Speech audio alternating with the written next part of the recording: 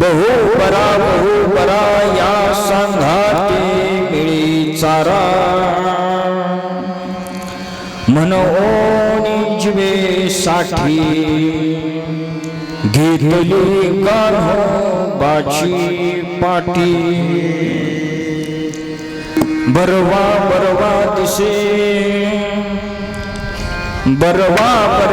दिसे समागमयाचा निमिषे मनोनी जीवे साठी घेतली गाढोबाची पाठी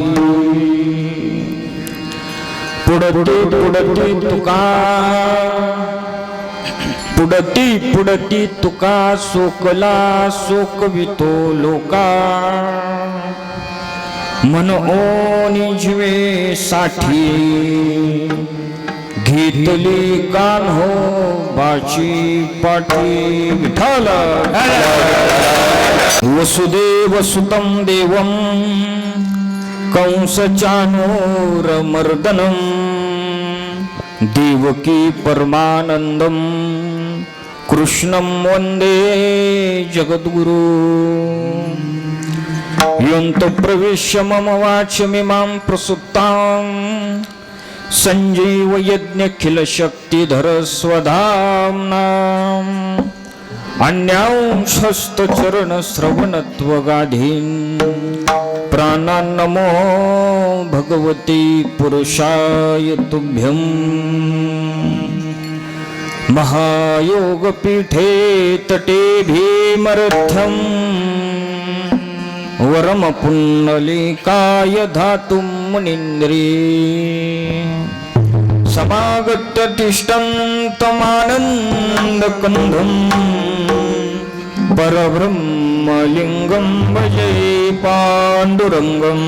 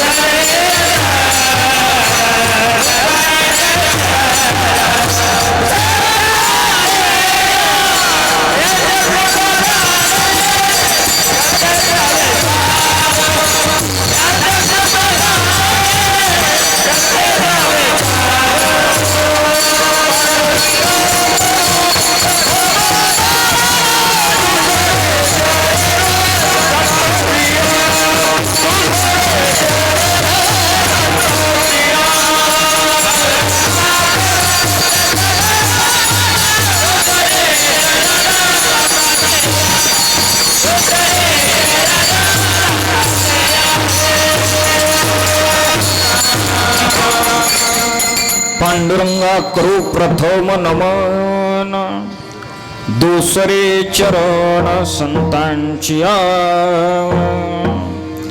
त्यांच्या कृपादाने कथेचा विस्तार बाबाजी सद्गुरु दास तुकार कलावज्ञ उद्धारार्थ तारं कलांकांगतेजोदिकामोदिवृक्तम् खलानिशवादापनो दाहदक्षं समाधिस्थमूर्तिं भजे ज्ञानदेवम्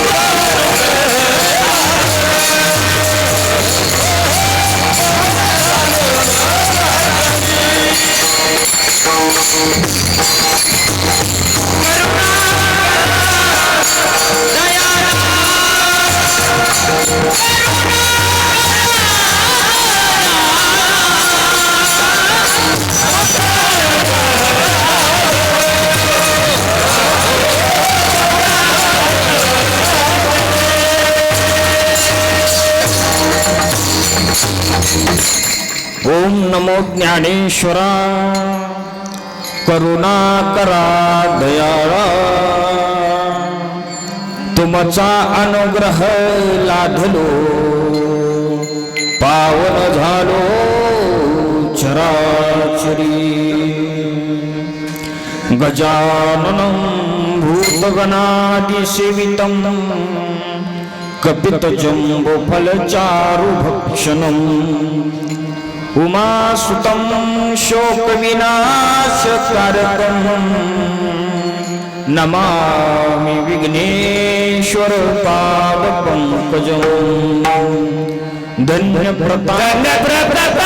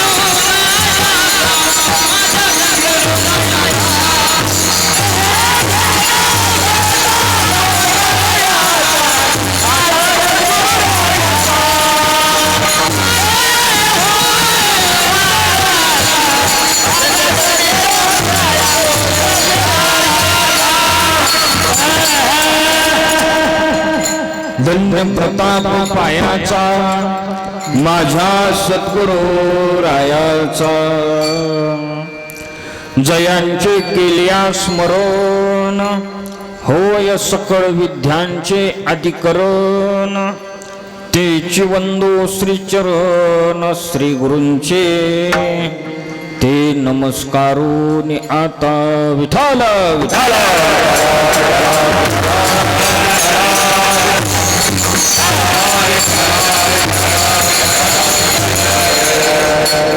बहुबरा बहुबरा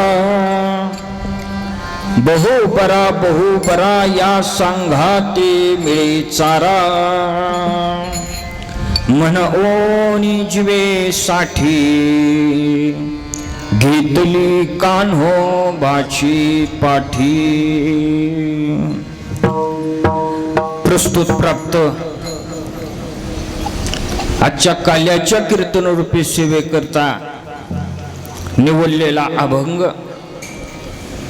जगतवंद्य जगद्गुरु संत श्रेष्ठ श्री तुकोबाराय यांचा 4 चरणाचा 6 अभंग आहे। या अभंगामध्ये तुकोबाराय गोकुळामध्ये आम्ही भगवान श्रीकृष्ण परमात्म्याच्या संगतीमध्ये असताना या कृष्णाची संगत आम्हाला कशी वाटली याविषयीचं वर्णन करतात। कशी वाटलेले भगवान श्रीकृष्णाची संगत तुकोबाराय सांगतात।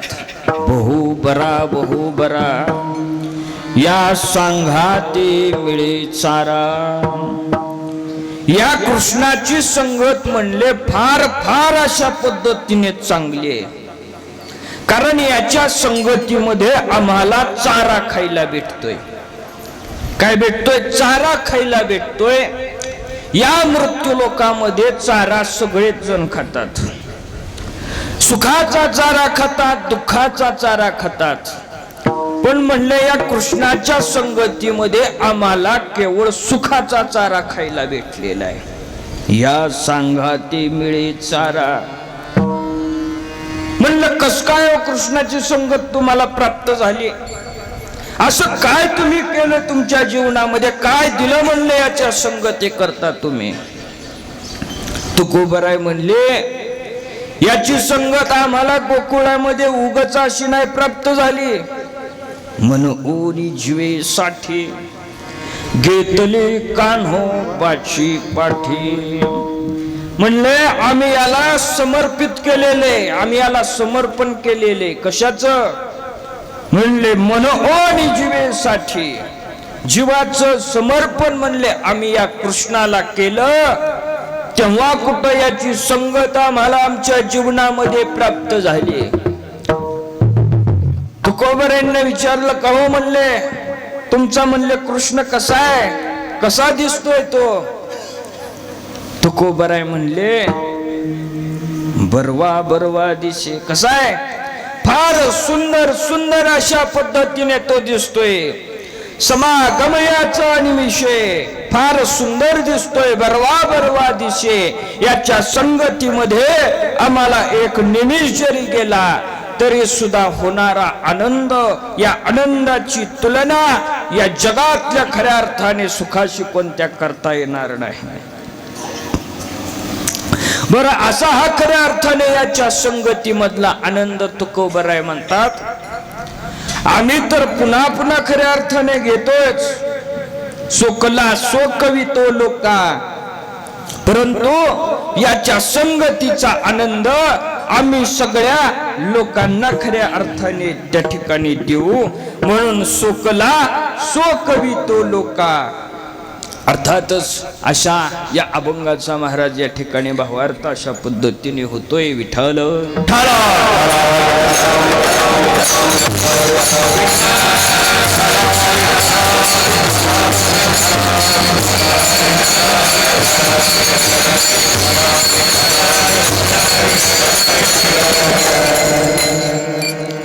मुझे गोलेगाव या गावामध्ये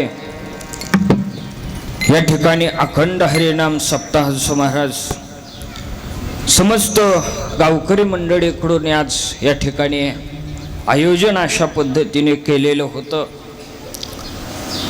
अर्थातच त्या निमित्ताने आजची ही परिपूर्णतेची काल्याची कीर्तनरूपी सेवा आज या ठिकाणी माझ्याकडे आलेली आहे.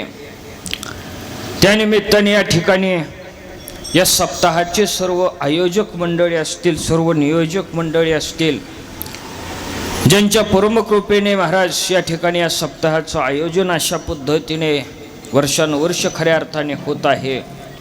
वैकुंठवासी श्री चाकडवरीकड माऊली असतील, वैकुंठवासी श्री भास्कर महाराज जे असतील, वैकुंठवासी श्री सद्गुरू दास महाराज असतील, श्री सद्गुरू क्षामनाथ महाराज असतील, अधिक करून महान अशा खऱ्या अर्थाने संतांच्या कृपाशीर्वादाने या ठिकाणी या सप्ताहाचं आयोजन समस्त गावकरी मंडळीकडून महाराज या ठिकाणी करण्यात आलेलं आहे. त्यानिमित्ताने या ठिकाणी उपस्थित असणारे सर्व ज्येष्ठ श्रेष्ठ मंडळी असतील, सर्व गायनाचार्य मंडळी असतील, मृदुंग वादक असतील, पेटी वादक असतील, सर्व अन्नदाते मंडळी असतील, आज ज्यांनी खऱ्या अर्थाने या काल्याची महाप्रसाद खऱ्या अर्थाने अन्नदान करण्याचं महाराज पंगत घेतलेली आहे, असे श्री विनायक विठ्ठलरावजी घुले यांनी महाराज आजची ही काल्याची खऱ्या अर्थाने महाप्रसादाची सेवा त्यांच्याकडे महाराज घेतलेली आहे. तसेच सर्व खऱ्या अर्थाने जुन्या नव्या पिढीतील सर्व आयोजक मंडळी असतील, सर्व माता भगिनी असतील, या सगळ्यांच्या उपस्थितीने भावभक्तीने या ठिकाणी आपल्या गावाचं ग्रामदैवत असणारं श्री हनुमंतरायांचं मंदिर आहे. अर्थातच या मंदिराच्या प्रांगणामध्ये आज या ठिकाणी ही काल्याची कीर्तनरूपी सेवा करण्याचा योग अशा पद्धतीने आलेला आहे. अर्थातच काला हा खऱ्या अर्थाने फार महत्वाचा आहे. काला एखाद्या भाग्यवानाला खऱ्या अर्थाने भेटतो. म्हणून काल्याचं महत्व सहसा अनन्य साधारण आहे. परंतु काला सहज होणं वेगळं आणि काही विशिष्ट खऱ्या अर्थाने अनुभूतीने आणि उपस्थितीने काला होणं वेगळं. कारण असं आहे, हा जो काला आहे याला महत्व इतकं का आहे याचं कारण आहे. वैकुंठ आहे, ब्रह्मलोक आहे, स्वर्ग आहे, त्या ठिकाणी सुद्धा खऱ्या अर्थाने काला नाही. परंतु हा काला या मृत्यू लोकामध्ये खऱ्या अर्थाने दिलेला आहे. विठ्ठल विठ्ठल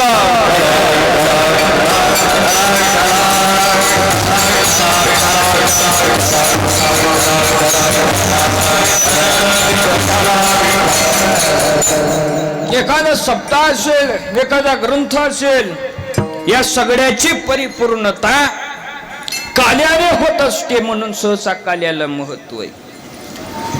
विशेष म्हणजे काल्यामध्ये काही बंधन त्या ठिकाणी असतं.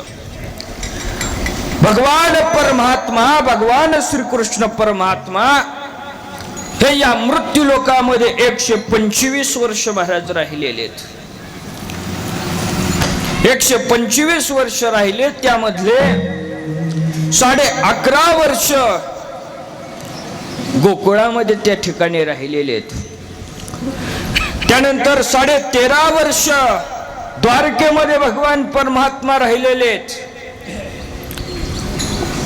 आणि उरलेले 100 वर्ष द्वारकेमध्ये आणि मथुरेमध्ये 13.5 वर्ष असं राहिलेले आहेत. उरलेले जे 100 वर्ष आहेत ते मात्र द्वारकेमध्ये राहिलेले आहेत. परंतु असे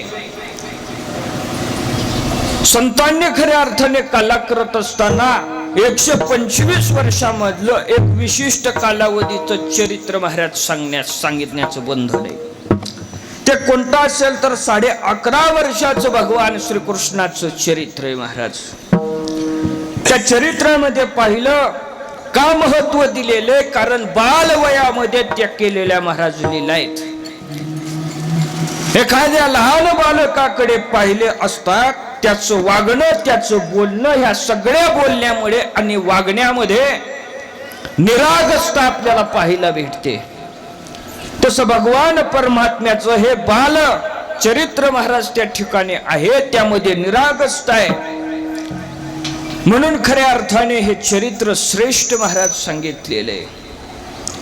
या भगवान परमात्म्याच्या चरित्राचं असं वैशिष्ट्य आहे, करील जो प्रश्न सांगेल जो कथा, श्रवण करिता उद्धरती.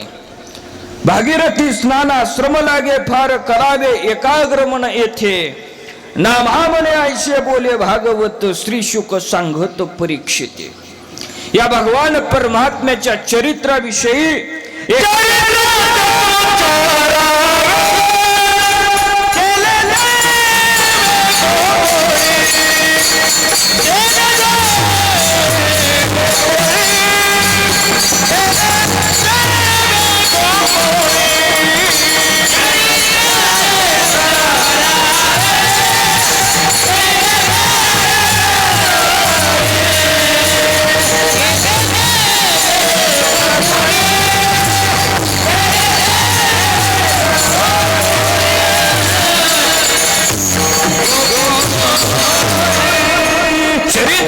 उच्चारावे केले देवे गोकुळी. भगवान परमात्म्याने गोकुळामध्ये जे चरित्र महाराज केलेले, एखाद्याने प्रश्न विचारला आणि एखादा सांगू लागला तर श्रवण करिता उद्धरती. ऐकणाऱ्याचा आणि सांगणाऱ्याचा या दोन्हीचा सुद्धा उद्धार त्या ठिकाणी महाराज सांगितलेला आहे. यांना फळ काय प्राप्त होतं, जसं भागीरथी नदी आहे, गंगा नदी आहे, या गंगा नदीच्या स्नानाला जाण्याकरता त्या ठिकाणी हजारो किलोमीटरचा प्रवास करून त्या ठिकाणी महाराज जावं लागतं. परंतु जे फळ त्या गंगा नदीमध्ये स्नान केल्यानंतर माणसाला प्राप्त होतं, तेच फळ कथा भागीरथी स्नानामध्ये त्या ठिकाणी कथेमध्ये जर का एकाग्र चित्ताने ऐकलं तर ते फळ महाराज त्या ठिकाणी त्या व्यक्तीला प्राप्त अशा पद्धतीने होत असतं. भगवान परमात्म्याचं चरित्र असं आहे, जन्म कर्मच मे दिव्यम योगयो व्यक्ती तत्वतः तत्वातेह पुनर्जन्म नैति मामेति अर्जुन. एखादा भगवान परमात्म्याच्या ह्या चरित्राचं, गोकुळातल्या त्याच्या जन्माचं, त्याच्या लीलेचं नुसता एखादा वर्णन जरी करू लागला तरी सुद्धा नैति मापेति अर्जुन, त्या ठिकाणी पुन्हा त्याला जन्म घेण्याचं खऱ्या अर्थाने कारण होत नाही.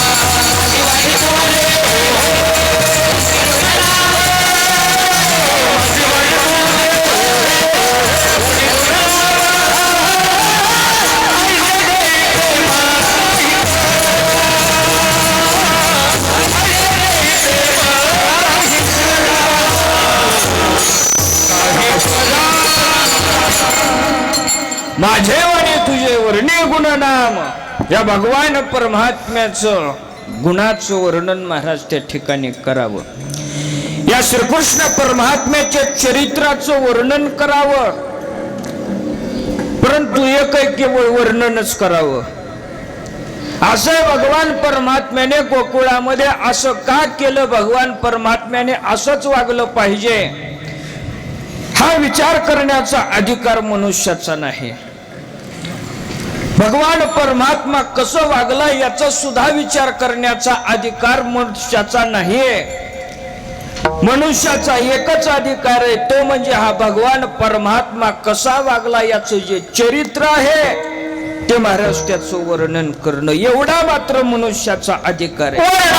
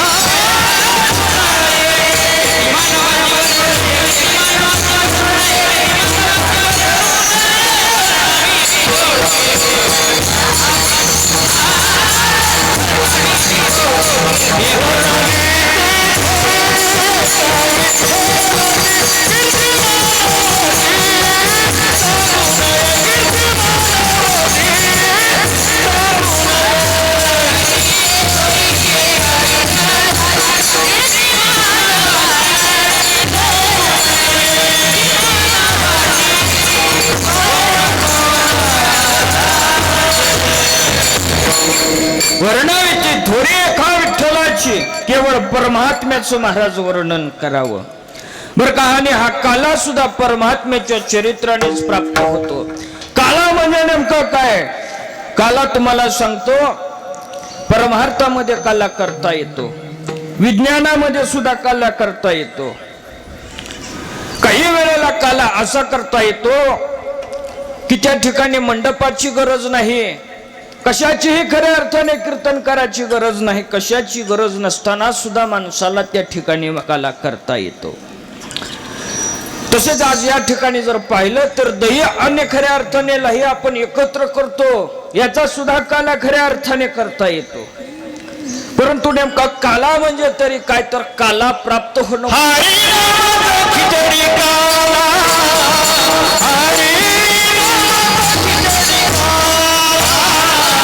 हरी नामाचा खिचडी काला, भगवान परमात्म्याचं नाम आणि आपलं मुख ज्या वेळेला या मुखामध्ये आपण परमात्म्याचं नाव घेऊ लागतो त्यावेळेला महाराज काला होतो.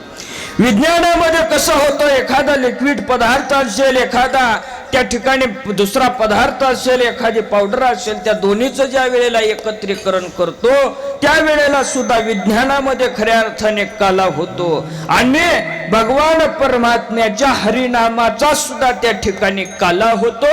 या ठिकाणी पाहिलं, काल्यापर्यंत जाणं म्हणजे जो लाहीरूपी जीव आहे त्या जीवाने दहीरूपी भगवान परमात्म्याशी अभेदता प्राप्त करून घेणं, याला काला म्हणलेलं आहे.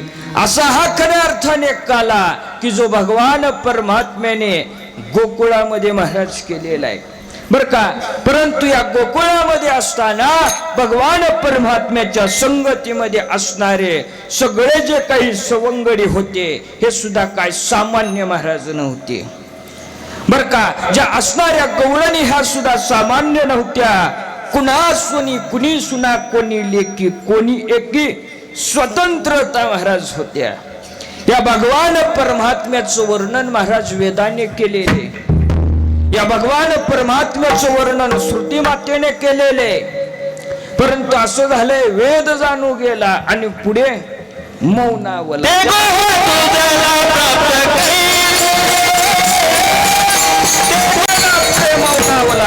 त्या ठिकाणी वेदाला सुद्धा महाराज शांत बसावं लागलं. या परमात्म्याचं वर्णन यथार्थ करता आलं नाही.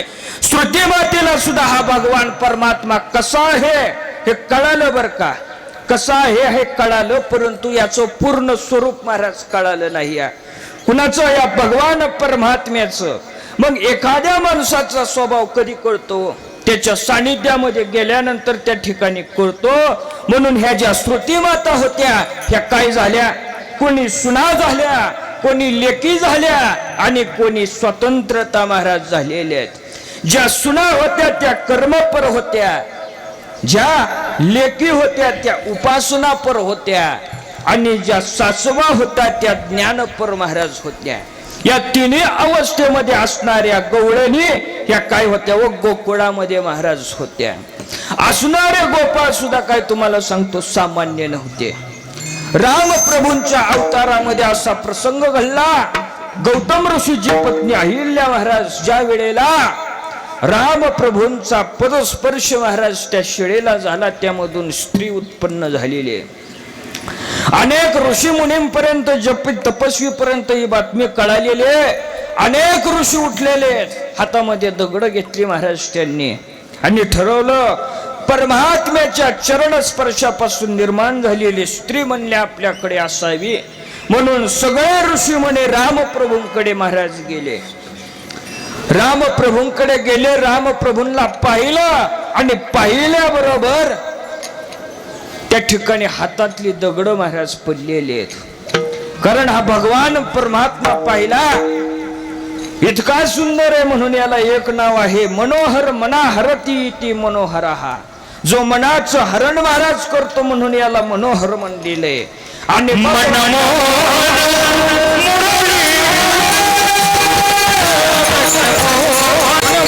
मुरलीवाला. मग मात्र त्या ऋषीमुनींना परमात्म्याने सांगितलं, म्हणले ते मागायला आलते स्त्री, परंतु पुन्हा म्हणले देवा तुझीच संगत आम्हाला पाहिजे. रामप्रभू म्हणाले एक वाणी एक वचनी एक पत्नी म्हणले हा अवतार पुढे मात्र द्वापार युगामध्ये खऱ्या अर्थाने सानिध्यामध्ये या. मग मात्र त्यावेळेला मोठमोठे ऋषी जपी तपी त्या ठिकाणी परमात्म्याच्या सानिध्यामध्ये त्या ठिकाणी द्वापार युगामध्ये कृष्ण अवतारामध्ये आले. त्या ठिकाणी महाराज जगद्गुरु तुकोबाराय सुद्धा होते. तुकोबारायांना विचारलं, अहो म्हणले तुम्ही गोकुळामध्ये भगवान श्रीकृष्णाच्या संगतीमध्ये आहात, कशी त्याची संगत? अभंगाच्या पहिल्याच्या साठी घेतली कान्होबाची पाठी. या भगवान परमात्म्याची तुकोबाराय म्हणाले, गोकुळामध्ये असणारी संगत फार फार म्हणले चांगले. बहुबरा हा कृष्ण म्हणले फार फार चांगला आहे म्हणले. का चांगला आहे? घरी ताकाचे सरोवर, परंतु याच्या संगतीमध्ये येथे नवनीताचे पूर आहेत म्हणले. याच्या संगतीमध्ये आल्यापासून आम्हाला चारा खायला खऱ्या अर्थाने भेटतोय. चारा सुखाचा दुःखाचा चारा. प्रत्येक जीवाला सुख आणि दुःखाचा मिश्रित चारा खावा लागतो, परंतु याच्या संगतीमध्ये गेल्यानंतर मग मात्र आम्हाला केवळ सुखाचा चारा खऱ्या अर्थाने खायला भेटतोय. मग जर पाहिलं याच्यासाठी काय केलं याच्या संगती करता, तुकोबाराय म्हणाले, मनओनी जीवेसाठी घेतली कान्होबाची पाठी. म्हणले आम्ही याला जीवाचं आमच्या समर्पण म्हणले केलेलं आहे. जीवाचं समर्पण करणं म्हणजे काय? तर जे आपले खऱ्या अर्थाने डोळेच, तुकोबाराय म्हणतात की याच्या संगतीमध्ये आमच्या गायी तरी चरतातच.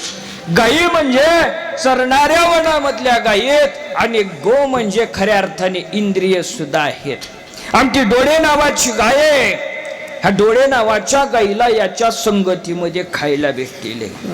डोळे तुम्ही घ्या रे सुख पहा विठोबाचे मुग. आमची कान नावाची गाय आहे. या कान नावाच्या गायीला सुद्धा याच्या संगतीमध्ये चारा भेटलेला आहे. तुम्ही ऐका रे कान माझ्या विठोबाचे गुण, मना तेथे धावगेही राहे विठोबाचे पायी. या सगळ्या म्हणल्या आमच्या गायेत, या सगळ्या गायांना खऱ्या अर्थाने याच्या संगतीमध्ये चारा खायला खऱ्या अर्थाने भेटलेला आहे. असा हा भगवान श्रीकृष्ण खऱ्या अर्थाने फार फार चांगला आहे. म्हणलं तुकोबाराय, तुमचा जो खऱ्या अर्थाने गोकुळामधला कृष्ण आहे तो कसा आहे, कसा दिसतोय? अभंगाच्या तिसऱ्या चरणामध्ये